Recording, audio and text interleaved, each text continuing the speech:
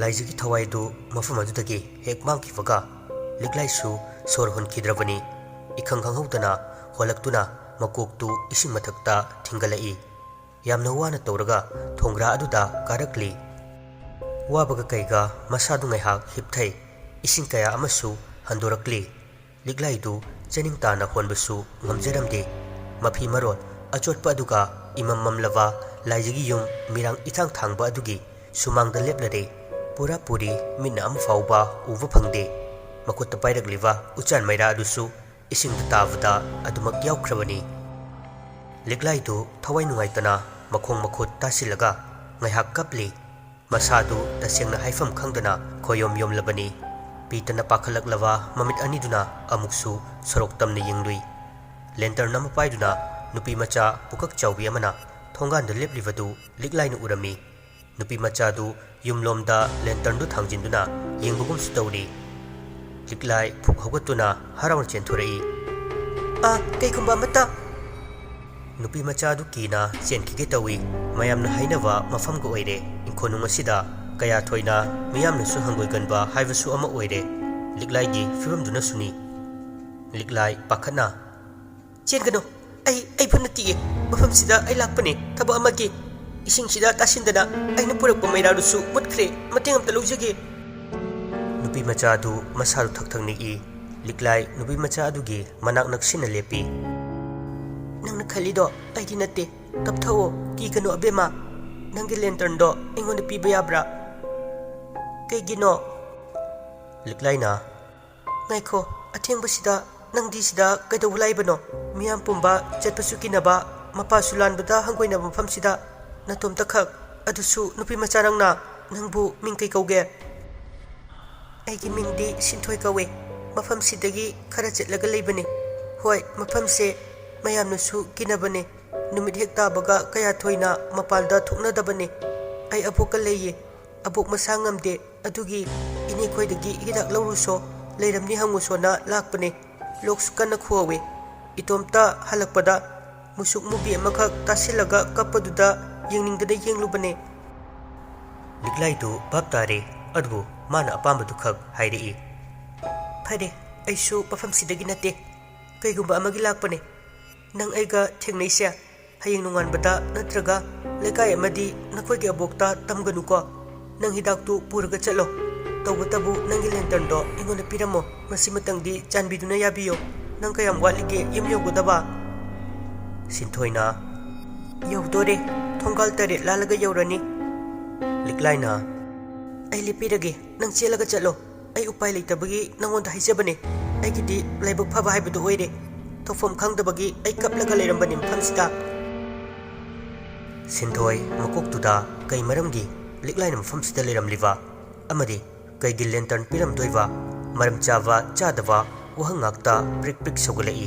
tawbatabu mahak kivana amadi panthana mafamsida leningdabana sakchu khangdrabasu lantern do pithoklami liklaina khara lepiraga nupi macha adusu mayum tana chenchat chatuna chenkhre lantern duma paiduna liklai amuk changai mangol aduda lepami kupta urai thongjil mapal aduda mirang ithang thangna siriwa leipareng aduga loina duna theliwa imung manung miyoi kayagi frame chalawa photo singadu sumyeng lakpada masak matau fajavi nupi amagi photo du thengnavada khanghaudana makhutuna nanduna asuk ningkijabi asuk fajabi oiramba tai nahak soidana laija taru taru yengiba khuding awatpa leite adumakna nahak ki haktakta mungpham yaunabane juri da kumthaduna nung chawtok tawba ama khulli loliva sodu thugaiduna phakairi thambalna hairakpadi yumgi sodi yanduna adumak leibani hairakpani ngahaktuda madugi wakhaldu kauthoi ibung changpami kuptasu chap manai mirangna khulak hangde ufun waifun chahi ani hena leinarudrawa yumnina phibamdi yengba yadre imam sumam livani hek akoivaduda yenglubada butka paithorakadaba mali mayai kage hek makha tapthana sariwa chaksang adomlomda chak chana chana wangang bagi makhol tabugum kaikum mayek sengfatana liklai da tahalare khungthang masu tariba adomlom tamna thangjilui maseng marangum kaikum tauna uraklami liklai gi mamit aduda ngaihakti mitrang gi kumhai aduda taurure mama macha makhoi hum punna chak chaminari mama na awat apa hangli Kesorna ibema 12 sisu loide makha taba nangna kari tawningba laijana 12 loidadi ai laik tamba toge bit leitre laik tamba se test ka exam ga mayam sina ai laik tamningdre nungai to machara tawraga leirage Kesor macha gi watuda mabukning tingna noklui sana saurapna hauji kwaragani hayengwai nungai ga dodbse laik tamba toga kaidawni longkhonba chatkedani Laijisu machindu khumai adusu thabak ni kaino longdu kholudradi kaidinga chadoino Sanana adudadi punsida chanaba yaroi tawriba thabak khudimak thabakni thabak nati haibidi yaroi adubu nahina singdi mapung phana tamgadabani matam leiringai sida haiba yabana chingba hayugadabani nang hojik nungai gani tungda kaidogani taksi sonjagetani Kesorna namana hairisi wakal khalu Hauzik ngahaki khaladi yararoi satra oiringai gi punsi haisidi khara suwa batare nungai gadaba matang su lakani laijina BAM na kador doino charum mapun amana hena tangi 12 se tamde yadabagi tambirabani hauzik matamdadi laik mayak khangdaba midi leheidre kaina yamna haina daine adugi tambirabani Sanana arembadani nang khutjai sina thomakani Kesorna kaisu natabada phagi ne su khangde phingat kanu kaidoroge namana cha khanase haibani khatnase haibana tene icha tombi yengoi larik tamba haise thabak ngakisu khanganu maduda fangliwa gyan lawsinga dusu maru oidabana tene laijana ai khangde ko college ka du ai kaisu kaningde Sanana nangna kaningde na yabrane Migidi laik tamjagena kaptana laudana adu phawba tamnaba phangnatre aduga nangna laijana ai yamna tanba mini aduna khangdi ai sumngangna dana leiro noi ani ai hugale kompak tuda makutu chuplupaga hogutuna prap thokre Kesor machinda solawi haujiki matamda larik tamadi thabak amadi tawdaba yade government ki thabak tawdradi mi si mi oina thadaba Corruption na naihatpa matam asidadi moina hek bit leiraktrise hoida masana tamningdrasibu tokchara sanu onput oina langbirasi Sanana kai mapano nangbo Kesor magi nupida yengi Mami sami amamamta oina liglai gi mitmangdagi mangkhirami konlik tabagi makol aduna baptarai Hauji khakta masadu afing afai oina laiji ka thirei awanglom adomlomda leiriva ka du changai liklai bu hanawa laijina mikup khudingi senari marudi mahakni yerimba budi mahakna paisinduna khudum chanduna thamkhre sat phamungdu thariwa mumpak phidaktu haigatuna mafi marol amani yomsili mumpak phidak adu haigatpa mikup aduda mumpak ki hek mayaida musukuna jaga ama ine itaitai dare madu amuba ikhengni haiva khangi tup launa leimai da tarak liwa I adu liklai na ngakchana na yumthak lomda fat yengkhalui matam asida laijina yumthak ki fairen aduda tongduna leirami tarak liwa ikheng adu su masamak tagini khutta pairamba lantern adu leimai da khangtha thada kiduna lantern chimni adu pungkai kai khirami liklai yamna kana lauduna kadudagi chenthoknaba tawri adubu ngamlamde laijina tapna fairen adudagi chongtharakli liklai gi saganda makhut aniduna yamna kanna paisin hainadraba chimbal aduna tabli solai naksu bajai naksu ningti ai kumna naksu namang namaruk oigani aiga puna charkrasi akiba saktam aduda liklai na mamit pangduna yengluba ngambagi sakti leite ngasai makhai pharamba thauna adusu mafam khangdana jaga leitaba amada mangkhre mamit animak chena uisili makutuna ngasai thambal sinarakhiba lang ahingba adu koichi thiri furet khaw adu humduna ichot chot na tarak liwa liklai gi masamana adu laijagi khutuna khomgalai makutusu ingak tani maithong adusu mumu nolakli खुतुना खोंगोलइवा समलांग अदु सुपाई पाइसिली अतोपा मखुतुना अमुक लिग्लाई हानवा खौरी तमना लमलक्लमे लिग्लाई खौरी हेक पाइरकपगा मागी फुरित खाउदगी मखुत्तु सट सट्टुना lung अहिंगबा अदु लाइजिगी मसादा नमलमी अमुक्तंग ओइना यामना कन्ना लौरमदुना खुदक अदुदा लाइजसु मफमदुदगी मांखिरमी लिग्लाइतु हाथु हाथु फिरोन फुरित खरा सट सट यमजिंदुना कादुदगी थोरकनवा तौरमी अमुक्सु kerosene मैखेत निंसिंगलई इमम ममलवनिना मकुत्तु lantern मपाइबसु नत्रे लेमाइदा तादुना काइख्रबनी असुक चही कुइना युम असि मी लेनेद्रबनी कदाइदगी केरोसिन थीरुगनी मपाल तमना चेंथोरकनवा तौरिंगै खंगौदना लाइजगी कादु मैवाइरकलमी मैना ब्रंग ब्रंग चाखलई लिग्लाई मसादु यामना वाना युम अदुदगी थोरकलमी कोंथोंग यौरकपदा मखोंदु थांब थोखिद्रे पुदुप पुदुप लाउना लेमाइदा तुथरई वाना हुगनवा तौजरी अमंबा अदुदा कोंथोंग मपादा हौरिबा ताइरेन मसादु हाइथरक्तुना लिग्लाइगी मथक्ता तारकनवा तौरई अमंबा ओइबना मदु पुमनमक खंगजरमदे पोक लाउना मसादु केतुना तारकलमी लाइबक फबदगी मसादुना मखुतका नंगलगा खक खेथखी लिग्लाई खंगप्रेक खंगना इमा लिग्लाई उनसादु खेबाट खेबगी थुप थुप लाउरई मखुतकीदुदी लांबा फंगबना सुगत्तुना नांजै नंगलदुदी चैनाना युमलमी मफम असि लांथोरक्तबदी यादे Khanna ngamda ngamda konthong chaidu sattuna lanthokre laijagi yumdusu ahinga aduda maina brang brang wangna chakhlai thangnabada leiriwa yumakhai ki mi singsu chensinaraklami lekai gi mi khara amasu yauduna maina chakliwa yumadubu taru taru yengi khamlubusu tawdre iyete yetuna leirawa yumjauni miyamgi aki akhang poknaribani phaglangda theliwa photo makhaisu maina chakre tawbutabu laijagi di chaklamde लिग्लाइसु assume लाकपना लमलोंग अहुं फांगबा यौसिलक्लमी मरेंगबांदा थांगतलिबा मयोम अदुसु अमुक थाददुना ngayak पोथाय थंबालगी मयुमदा चत्तुना kerosene मैखेत लौरुदबा यारोइदौरी खुल असिसु थांगनना लेबनी पंगलापति लापत्रे हाइबबु चटपदा वाना थोकलनी लिग्लाइगी मफमददी लेजवी थादुना लाकली सुम लाकपदा लमलोंग अहुं फांगबा खरा हेंदोरकपा अद्वाइदा नुपी अमना lantern पाइदुना लाकलिबदु Uri हाइफेट Munna यंगजबनी लैमसु माली assume assume नक्सिलकपदा mama ओइरंबा अदुदा लिग्लाई ngakna इमा लैमसु ngakna इफेमा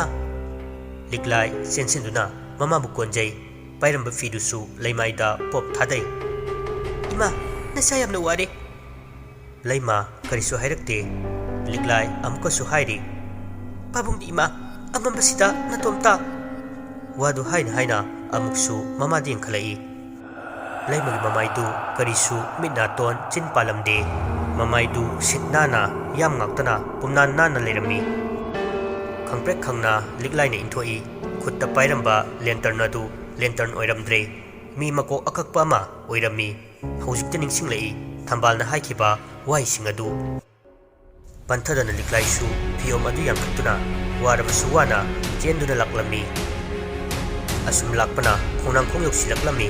lemma यौना चोनथरिवा मरासिंग अदु लिग्लाइबु फागदोबगी कोइतान तानरई लिग्लाइसु कीना माइकै खंगना पुंचेना चेली चेलिबा मतिक मची लेंगदवी अदुनी मफमदा तौरिबा अदुना तौरिङै लम असिबु कोनबा थोंखोंग लाइरेंबी इमा इबेम महाक्सु साफौलक्तुना मचा मनाइबु असोय अंगामदगी कनबीनबु हाइदुना नुपा सगोल लांगदुना थोरक्लमी थाजबा हाइबा सिगी लिग्लाइगी मफमदगी लापना तामना लेख्रबनी अदुबु सखंगदबा नुपा अदुना ममांगबक्तदा साफौलगिबा अदुदा अंगक्पगी मपा लेख्रे कीना चेनबा तौरिङै नुपा अदुगी Langda लिग्लाइबु थुहल्ली ngayakki thokdoksing pungkaw kawhanduna akiba mabusu masadagi lawthokpiri ichaldi kadaida chetpigera amambasida nupina tomta khak ipum ai thabak amagi lakpane pumam sumamle khota pairakpa lantern su mathong maram khangkidre amambasida ipung dina tomta khak chingmi sumali nupaduna nukfet tawna magi makutta pairakpa torchlight tu pit pit liglai mamangda kaptuna hairei aise ko thabak ama chatpibane हलक्पदा थेंगलबा इतोम तखक हलक्पसु ओइरे इचन नंगना सिदा लेरंबा दुदा अइदि नंगसे लाई मालुरे लिग्लाई सोरदु सांगना होंथदुना नुपा अदुगी खोंगदा हन्ने येंगी अदुगा वाखलदा खंजै लाइदि नत्रे मी ओइरे नुपादुना अमुकसु हाइरक्लमी नुपी नतोमता कदा यौगदोइनो अइ थिनपिके मतमसी यामना फत्तबने अदुगिसु मथक्ता अमंपसु ओइरे नबुंगपु चिंगनद्रबदी काइतब्रा लिग्लाई मागिदि लाइबक फवनी हाइना खंदोकजै इकाई किसु थादोक्तुना थंबालगी मयुमतबु यौरदि खन्ना हाइजरई अइगिदि लाइबक फबनी इबुंग अदुदि लाओ अइगा चटपिसे अनिदु लंबिदुदा worry सारा सारदुना लाक्ली लिग्लाइसु अकीब करिमता पोखिद्रे सुमलापना थंबालगी संगा you're कोंथोंग फाववा लिग्लाइबु थिपिजरमी इमा महाक्सु नुपागी सकलोंदा अदुमक मफम खंगदना मांखिरमी वही खरदी सिनरमी फजना चटपियु कोइचल नंगना तौगे खनपा थबक पुंबा लोइना तौपा ngамपियो मरौ लैबा वानी अदुबु लिग्लाइदी वमन किवना नोकफेट तौना माबु थिनबिरकपगी थगत वाहै नत्तना पाउखुम अहेनबा पीखिद्रे यामना थुना युम तमना चेंसिलक्तुना थोंगदु थिलमी इमा पाबुंग थोंग सिमतांगबियो अइने नचा लिग्लाइने कीना तासिनदुना लेरंबा मते मनाव अनिदु खोंजेलु तावदा मिहुल यावरमद्रे अचौना है ममा थोंगसी हांगबा यादेको सकलोन मखल मखल लांगलगा इबानिबु हानबु थौरांगलिनी लैमना मै पाबुंग खोंजेल असिदि नचा नुपिगिने अमुक्तदि हांगलगा येंगसिबा अचौना अदु यादे ममा नचा नुपिदि ngसाइना चटखरदुदि कमाइना अमुक लाक्तोइनो लैमना मै पाबुंग अइबु थोंगसी लिग्लाइना खोंजेलदु हौरपना इमा अयुमसिदा पोट अमखक लौबा लाक्पने थोंगसिपता हांगो नखोइना खलिबदो नत्तिये इमा नचागी खोंजेलसी खंगद्रबो हंजिन हंजिन कौरकपा अदुदा मखोइसु मोइगी मचानुपीदु ओइरबोइ खंदुना चिंगना चिंगना थोंगदु तपना हांगी थोंगदु हेक हांगबगा लिग्लाई पाइखै इमुंगदा चेंसिलई मोइसु ngakle अचौना थोंगदु सत अमुक लोनसिली इचा तोंबिया मचागे असोकपा कया अमदि मफी मरोल चोलिबा कयादु उबदा लैमा कपई मचाबु कोलगा इमागी बेमा इमादि लोरिदना लिग्लाई ममाबु थेमदे प्रप प्रप पाखन हाइरई इमा नखो सेक्शन लयो नचा करिसु तौदे केरोसिनगा मैखेटका लौबा लाक्पने अइना पोरकलिबा फी मयोम सिंगसे मै थागदोरिबने अचौना नुपीना तोमतखक अमंबा असिदा थांमोइसु यावदना इपादा सेंगना हायो लिग्लाइना वारी पुमनमक मपा अमदि ममागी मफमदा लीदुना खंगहली वारीरु तारुबदा हेना पाखचना लैमदि कोलिबा मचादुबु थादोउ हाइबा यादना कपई लिग्लाइना इमा हौजिक अदुगी मतम नत्रे नचाबु थौना हापियो अइबु सोइदना ngaइरमनिये अइ चेतनब तौगे नखोइ फजना लयो नचागी करिसु खल्लुनो अचौना केरोसिनगा मैखेटका अमदि मचाना लंबी लमखांग चेतपदा खुदोंग चानबा हाइदुना लेंटर्नसु पिरई टॉर्च लाइट मचा अमसु हापचनबिरी अचौना नाकना तोमतखक चटपदि यारोय इपागा चछि लिग्लाइना पाबुंग मधु यादे इमागा नखोइ अनि मफमसिदा लेंगदना लेयो अइ अमुखन हलअरोय थोंगसे हांगो हाइरासु हांगनो मधुना तुंगदा खुदोंग थिबा कया अमा मायोगनरकनिये अइ चेनब तौरगे फनकना लैमना मचाबु खमजै अदुबु ओइथोकलमदे थोंगदु हांगदुना लिग्लाइसु चटख्रे अचौना मागे नुपीबु थेमजिनबिदुना थोंगदुसु चेना लोनसिलगा मैजौ थादुना इमुंगदुदा लेंगदना लैरी